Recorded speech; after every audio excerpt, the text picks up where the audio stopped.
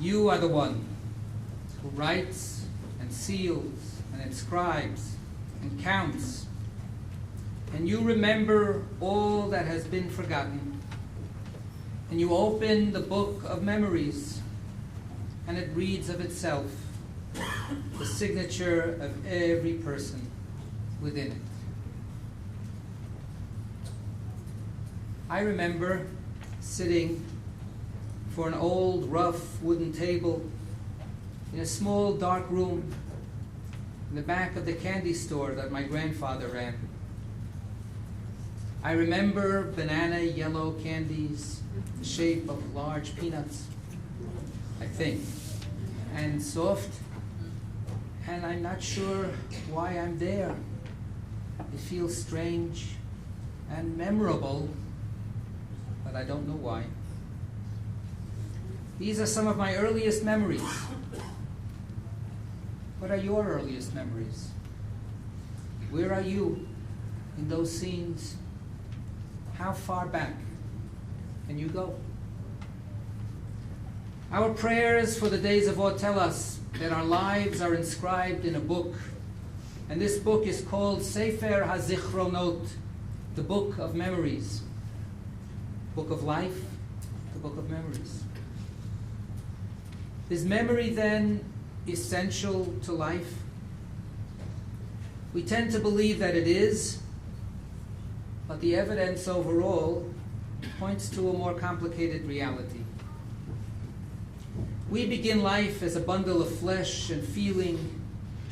In the beginning, we swing between moments of darkness and light, comfort and discomfort, hunger and satisfaction, warm touch and desperate cries for solace. We move beyond the realm of instinct and begin to learn responses, our own, those of others.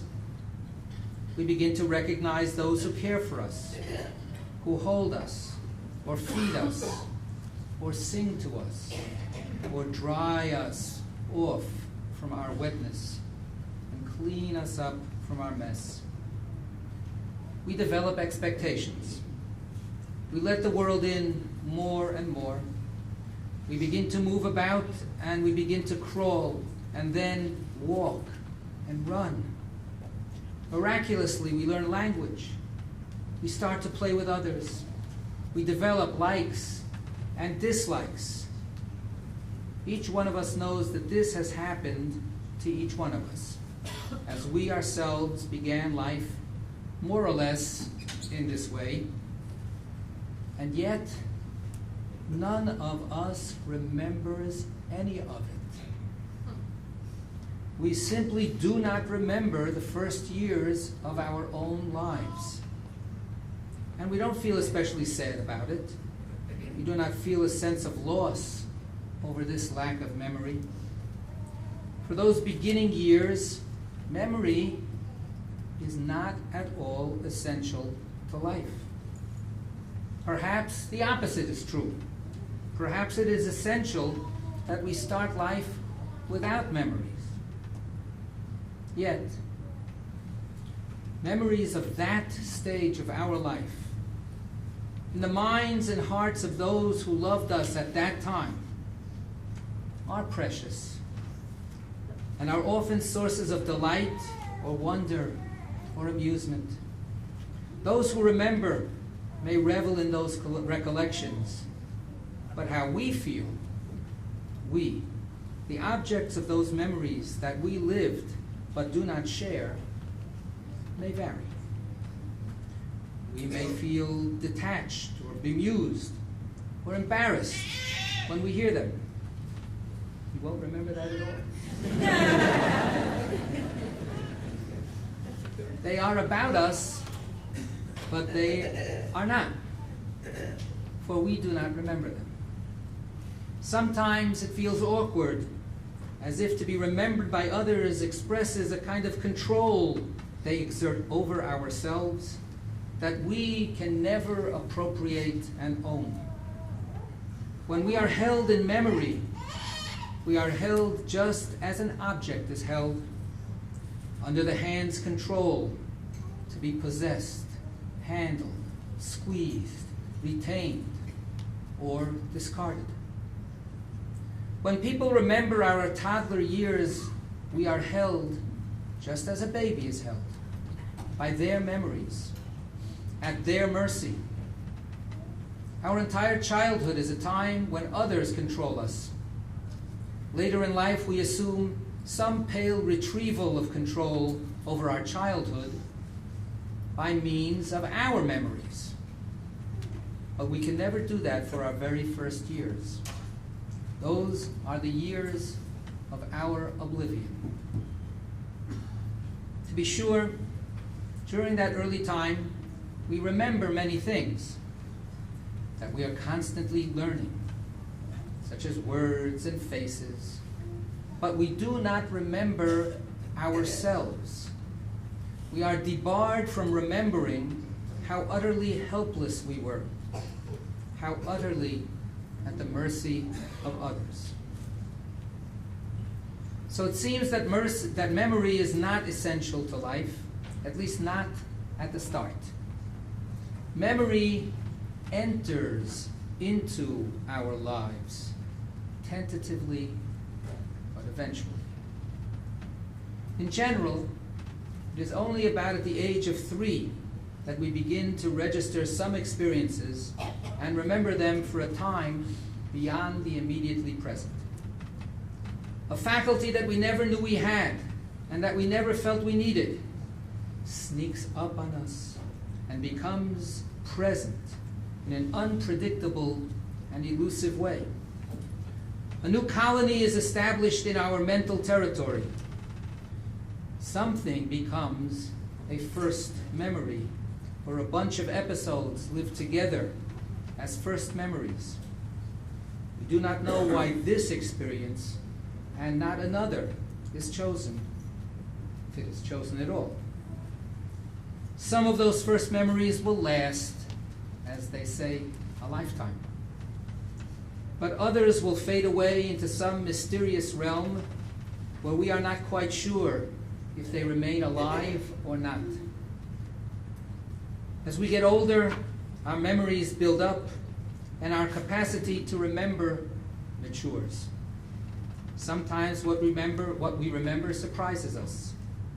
Sometimes we even force ourselves to create a memory, to turn some lived material into a memory, to memorize it. A poem, a Torah reading, a telephone number. But we can never be sure how long that memory will stick around, and really, how much of our own ongoing lives we make the effort to memorize.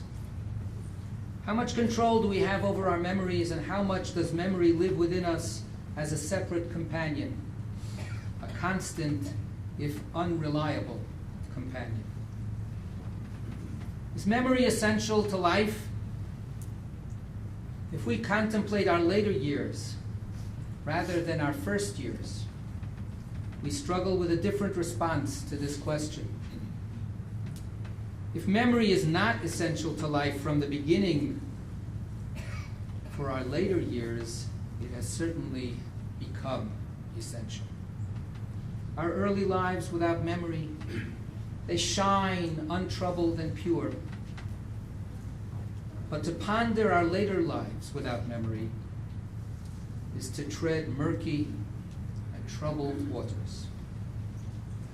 It is essential for us to have memories, and it is ghastly to address a life that is deprived of memories or of the ability to remember. To feel that one's memory is slipping is to feel panic and terror. To care for a person whose memory has gone is to grapple with constant feelings of emptiness and sadness. We feel that something very essential has been cut out of their life and of their very self. And we feel diminished as well. We notice that over time, memory has become essential to our sense of selfhood. how did this transformation occur? How did memory become essential for us and to us? And how is it that we are the same creature before we have memory, when memory is not essential to who we are, as we are after we attain memory and it becomes so central to our sense of self? I do not know. But I wonder whether the fact that we start life without the faculty or the need for memory, I wonder if that fact may not be asking us to remind ourselves that we still remain ourselves in later years, even without the faculty of memory. But the analogy is not equivalent. Despite ancient myths and Talmudic legends to the contrary, our infant years are not years of lost prenatal memory. They are just years of the absence of memory.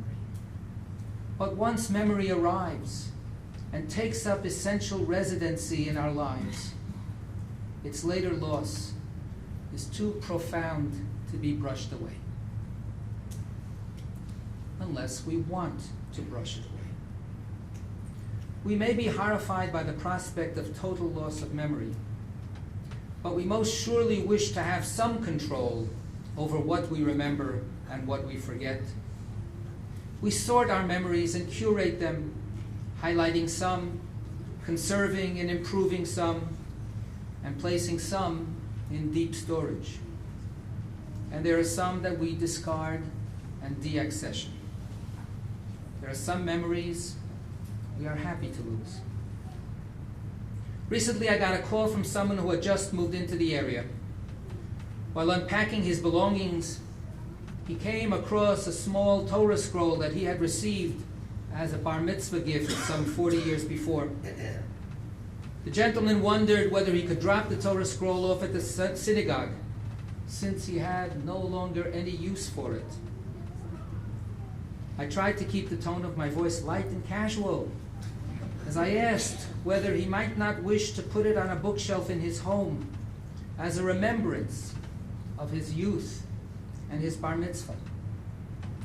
He replied that this would not be necessary. He had embraced a philosophy that saw everyone as equally connected, valuable, and blessed.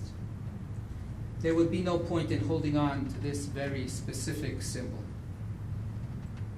He brought the Torah in as a gift, and that Torah scroll sits in my office now. The man chose to lose a memory because it was no longer essential to the sense of who he was, to what he had become. But at that moment, that Torah scroll lost something essential to what it was, to what it had become. It stopped being an object tied to a memory, tied to someone's memory. It lost something of who it was. I think that gentleman also felt a little bit of this, for his parting words were, "Perhaps it can be given to some child who would like to have it." For now, it is as if that Torah scroll still clings desperately to a memory. It holds on tight to my memory of how its owner chose to forget it. Earlier, I claimed that our starting years show us that memory is not essential to life. But perhaps this is not quite adequate.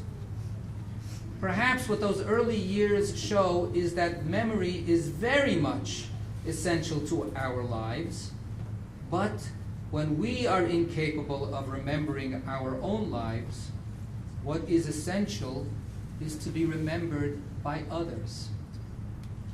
We know that babies will shrivel and even die if no one is there to remember, to pick them up and hold them. When we are embarrassed by the hold and the control exerted by those who remember our infancy, we need to remind ourselves that what we feel is an echo of the youthful embarrassment of being loved,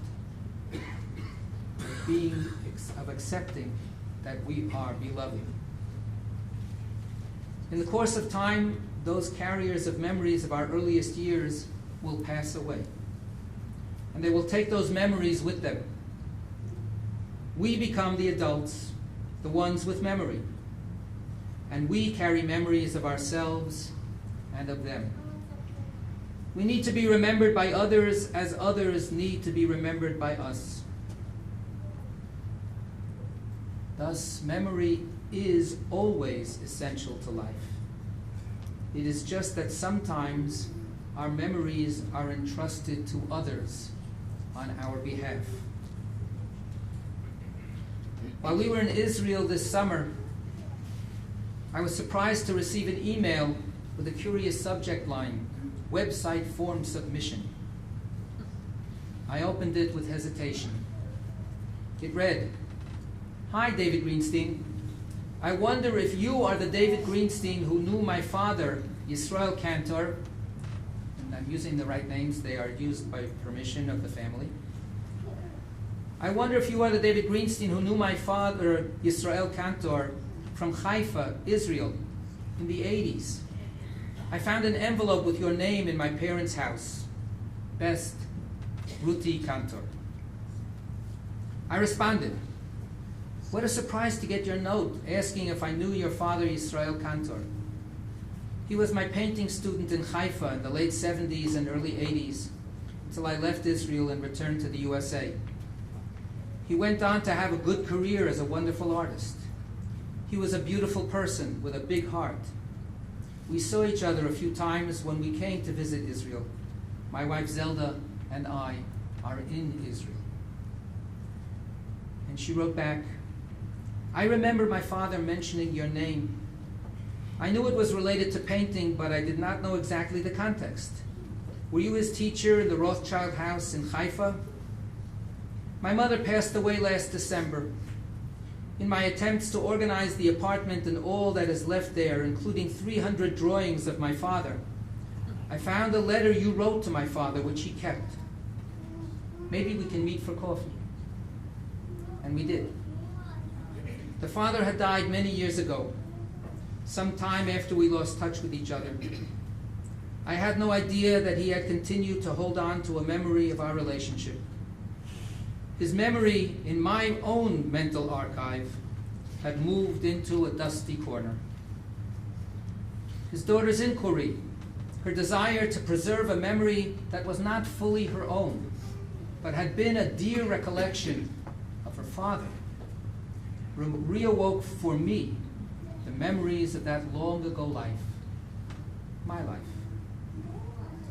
The man was about 60 years old when he was enrolled in 1979 in my painting class by his daughter, who wanted to give him a gift of a new hobby. He had a successful printing business and a family, but he was beset with a yearning for something more. He had always loved looking at art. Now he was given the chance to try his hand at it. He fell in love with painting. I recall the light in his eyes and the saliva overfilling his mouth as he spoke of the delicious qualities he was discovering in every color, in every brushstroke. He was overwhelmed. He sold his business and was an active and respected painter for the next 25 years of his life. It was my great privilege to guide him along on his passionate journey. And he loved me for being his first teacher. I had forgotten all of that, but he held on to the memory. And his daughter somehow sensed that this was a memory not to be discarded with so much else that had built up in her parents' home. So thanks to them, I received part of my life back. Memories, by definition, concern that which has already happened. So how is it possible that memories can surprise us? It seems that just as memory is essential to life, so is forgetting. Perhaps the future would not be possible without the faculty of forgetting. Perhaps we start our lives without the gift of memory in order to enable us to rush forward and grow. But if we only forget, our forward movement can have no meaning. Memory restores our lives to wholeness. Memory is a form of tshuva, of return. May all our memories be a source of blessing.